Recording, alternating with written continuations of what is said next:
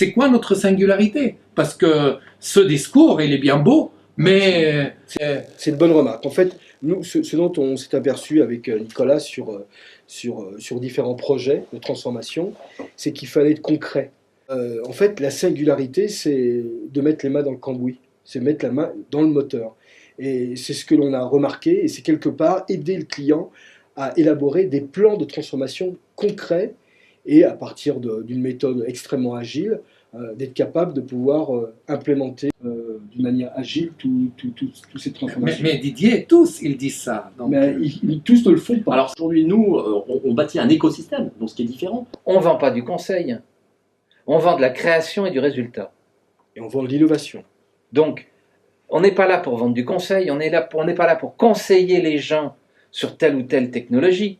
On est là pour les aider à recréer leur entreprise, à recréer leur marché, à recréer le lien avec le client dans le monde digital. Là, on touche un point essentiel, ça veut dire en fait on vend des résultats. On vend du résultat. Voilà. On vend en fait de la science, c'est-à-dire en fait nous ce qu'on fait c'est de la science. Nous, notre méthode, notre valeur ajoutée, c'est que c'est une méthode, c'est une nouvelle science. Ça veut dire pour atteindre l'excellence, créer de la valeur, on ne peut pas le faire avec les sciences existantes. Donc du coup, c'est pour ça en fait, on a inventé une nouvelle science qui est aujourd'hui enseignée dans des grandes écoles, aussi bien en France qu'en Suisse. Donc en fait, et c'est ça qu'on oublie. En fait, on oublie que nous sommes à l'origine de cette science, la quête de l'excellence. Donc en fait, moi, pendant 20 ans, en fait, j'ai consacré ça pour créer une science complète qui est à la croisée des mondes pour pouvoir justement gérer cette transformation digitale.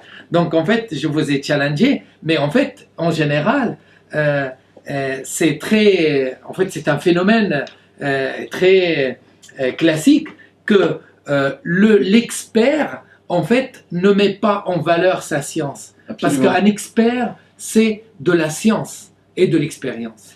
Et on est face à ce monde, exactement comme à toutes les époques de chamboulement, où il y a 5 ou 10% des gens du marché, on va dire, qui va dire « j'avance avec votre science », et ils vont gagner, on le sait, puisqu'on a déjà des résultats. Okay, et il y a ceux qui vont essayer 15 000 trucs, qui vont se faire vendre plein de technologies, et qui sortiront du marché parce qu'ils n'ont pas voulu passer au cap au-dessus. Alors nous, ce que l'on dit, c'est pas que de le faire ou de ne pas le faire. De le faire, c'est un impératif. Donc c'est de dire, par contre, c'est comment on va l'intégrer dans ces nouveaux modèles. Mais c'est là où est notre science. Exactement. C'est là où est notre science. En fait, nous, notre science, elle permet de gérer les paradoxes. En fait, là, une science qui gère les paradoxes, j'en connais pas beaucoup encore. Donc nous, on gère les paradoxes, le proche et le lointain. Diminuer les coûts, mais augmenter les bénéfices. Tout en étant, en fait, compliant avec les gouvernements, la régulation, créer le futur, mais gérer le présent. Absolument. Donc du coup, en fait, cette science qui paraît le paradoxe, en fait, de créer plus d'argent avec moins d'argent, ça paraît impossible. Or, avec la science, en fait, de la data excellence, c'est-à-dire élever la data à l'excellence, ça devient possible. Absolument.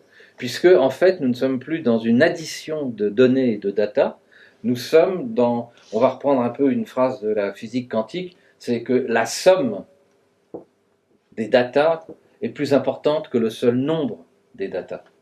Pourquoi ? Parce qu'il y a des effets exponentiels, il y a des croisements de données qui font qu'on ouvre des nouveaux chemins et on ouvre des nouveaux marchés. Alors, comme le diraient également dans les scientifiques de la mécanique quantique, finalement, les résultats sont dépendants de l'observateur. Donc c'est la manière dont on regarde, effectivement, je fais ce parallèle, parce que finalement on revient dans cette définition. Qu'est-ce que l'on veut ? Dans quel monde veut-on vivre ? Mais c'est ça notre expertise. Voilà, on parle d'argent, c'est ça qu'on apporte à nos clients. On parle de valeurs humaines, on parle de valeurs durables. Donc c'est repositionner, recristalliser le champ des éléments de valeur et les redécliner dans l'organisation. Et le tout est de savoir articuler ces différents paramètres. Hein, alors donc ça c'est C'est notre, ça. notre secret sauce, je dirais. Bien évidemment, chaque situation est unique et finalement on se doit de regarder de manière holistique. Hein, on le voit bien, aujourd'hui on est dans une approche systémique et l'intelligence artificielle va permettre justement d'aller beaucoup plus vite dans l'extrapolation, hein, puisqu'on va s'appuyer sur des bases de connaissances qui vont permettre d'extrapoler des scénarios possibles et de se dire bah, finalement quel scénario on peut envisager pour un futur vis-à-vis des axes de valeur. Et c'est là où on va redonner de la perspective et du sens. Ah, mais moi j'ai besoin des datas. C'est simple, j'ai besoin des datas du futur pour mettre en place les opérations, on va dire, andragogiques ou pédagogiques, parce que je ne peux pas emmener les gens au niveau mental dans un monde qu'on n'a pas identifié. Mais eux ne l'ont pas identifié, nous l'identifions. C'est ça notre force, c'est d'arriver avec DEMS et l'intelligence artificielle et l'autre logiciel développé par l'université de Phoenix en Arizona, on arrive à récupérer ces datas pour préparer le chemin pour emmener les gens dans le monde qu'ils n'imaginent même pas aujourd'hui. Et quand on parle en fait d'intelligence artificielle, il est important en fait de définir quel type d'intelligence on a besoin aujourd'hui. Donc en fait, comme Nicolas l'a dit, c'est l'intelligence en fait suivant le contexte. Ça veut dire c'est l'intelligence contextuelle. Ça veut dire que ce n'est pas une intelligence qui va me permettre de comprendre comment j'ai créé la valeur. Et parce que ça, c'est en fait l'intelligence artificielle standard, linéaire, pour pouvoir projeter en fait la création de valeur, c'est plus une intelligence créatrice. Ça veut dire qu'en fait, je dois imaginer ce que je veux créer, et cette intelligence, un nouveau type d'intelligence artificielle que j'appellerais intelligence artificielle 2.0, qui est en fait va me permettre de arriver à créer ce nouveau monde en fait, pas basé sur des datas du passé, mais basé sur des datas que je veux créer, les datas du futur. Donc c'est là où on va aller peut-être beaucoup plus vite justement avec l'intelligence artificielle. Diagnostic avec projection sur le futur. Exactement. Et après, derrière ça, il va y avoir des définitions de vision, justement, de se dire où est-ce qu'on veut aller. Hein, c'est-à-dire on va d'un point... Quelle valeur on veut créer. Quelle valeur on veut créer sur ce chemin. Et ensuite, ben, finalement, on va déterminer, on met en musique. Oui, quand on va déterminer notre stratégie. Donc c'est l'orchestration. Et on va pouvoir mesurer en permanence avec DEMS. D'abord, on va chasser les trésors existants. D'accord. Donc il y a tellement de trésors dans les entreprises, cachés en fait par la complexité de gestion de l'entreprise et de la création de valeur. Donc en fait, la première chose à faire, c'est en fait plugger sur l'existant de l'entreprise, c'est-à-dire sur les données de l'entreprise, les organisations en fait de l'entreprise, pour pouvoir dire en fait déceler le potentiel. Un chiffre en fait. En moyenne, le trésor, il représente combien de pourcentage? Moi, je peux garantir en fait que 30% de la valeur sortante ou entrante, en fait, on est capable en fait de la récupérer. Ça veut dire si on a une entreprise qui a un chiffre d'affaires de vente, par exemple, de 1 milliard ou de 100 milliards, et ben 100 millions.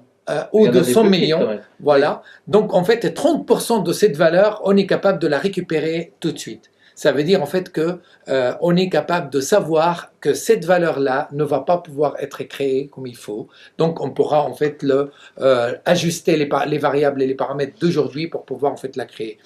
Nous, pour les achats, en fait, on est capable au moins d'un mois.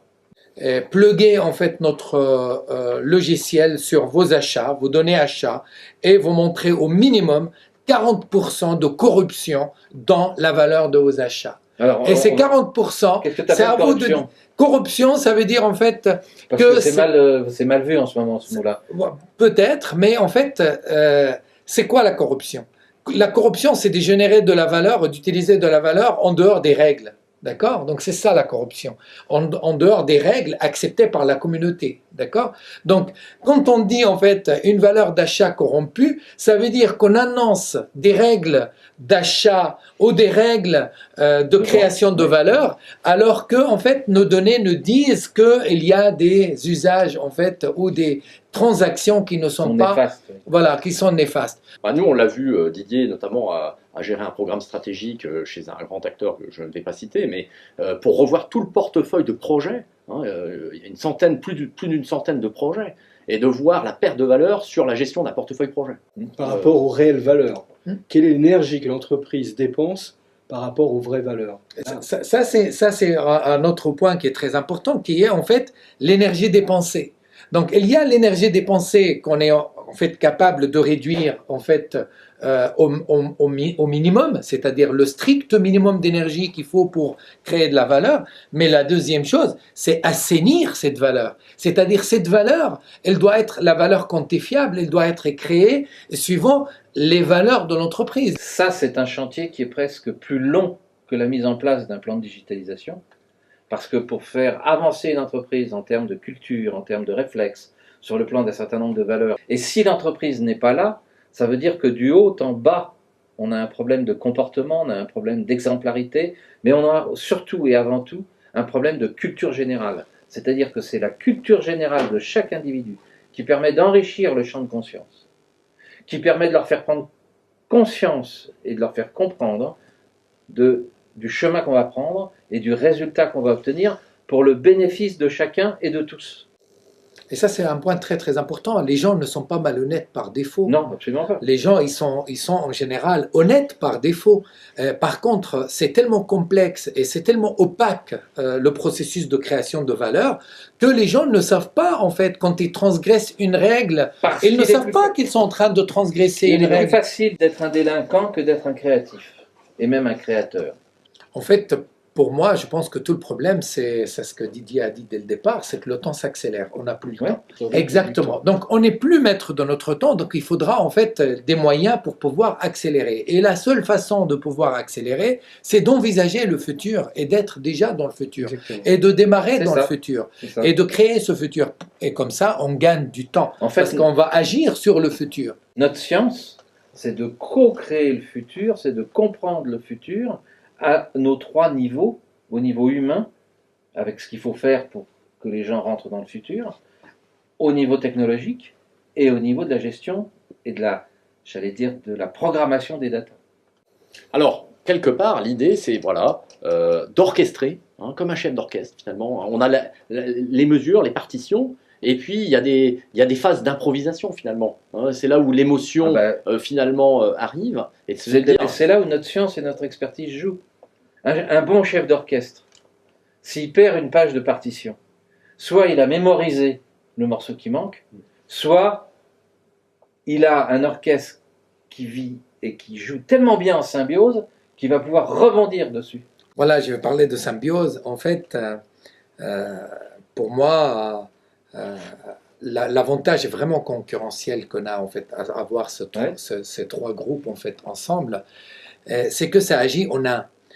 En général, les entreprises implémentent cette transformation par intégration, c'est-à-dire ils intègrent les gens de la technologie avec les gens du conseil, avec les gens en fait du coaching, etc. Puis en fait, il y a en fait cette intégration et cette coordination de tout ça. Sauf que en fait, ça c'est lent, c'est coûteux et si les trois acteurs n'ont pas, donc l'acteur technologique, l'acteur de conseil et l'acteur de transformation et d'implémentation ne sont pas alignés sur la même vision et qui n'ont pas les mêmes intérêts financières, et ben en fait, chacun il va tirer vers son intérêt propre. Et on voit donc du coup, ce noyau là, en fait, c'est le 3 zones. Donc en fait, on va agir. Donc on a la science.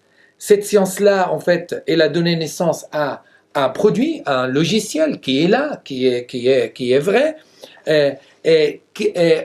Avec la même vision que les intégrateurs qui, eux, ils vont intégrer suivant la même vision, avec les mêmes intérêts, que ceux qui vont coacher les gens, et ils ont exactement le même intérêt. Et en fait, on va tous aller vers le même... On ne peut pas travailler l'un sans l'autre. Tous les projets, malheureusement, cette partie humaine est toujours traitée à la fin de la transformation. Au lieu d'être traité au début. Alors qu'elle devrait l'être dès le départ. C'est comme si on confiait un 380 à un conducteur de locomotive sans l'avoir préparé. Donc en fait, il faut s'aligner pour pouvoir en fait aller. C'est la valeur de notre logiciel de Phoenix qui calcule et qui définit l'état d'alignement des employés et des cadres dans l'entreprise et qui nous permet de dire, avant de démarrer, on va préparer, on va aligner et après, ça va glisser tout seul. Après, dans quel ordre? C'est ce que disait Nicolas tout à l'heure, c'est notre sauce secrète. Alors c'est là où finalement on ouvre des champs nouveaux, puisque c'est de dire aussi, se dire on a chacun une expertise, mais on est capable d'amener finalement des gens qui ont une expertise d'un autre domaine dans le contexte de ces transformations. Être ouvert sur la culture. Parce qu'on sait qu'avec un certain nombre d'exercices, on va créer des connexions au niveau neuronal, et plus on va créer de connexions, plus on va développer le potentiel des individus.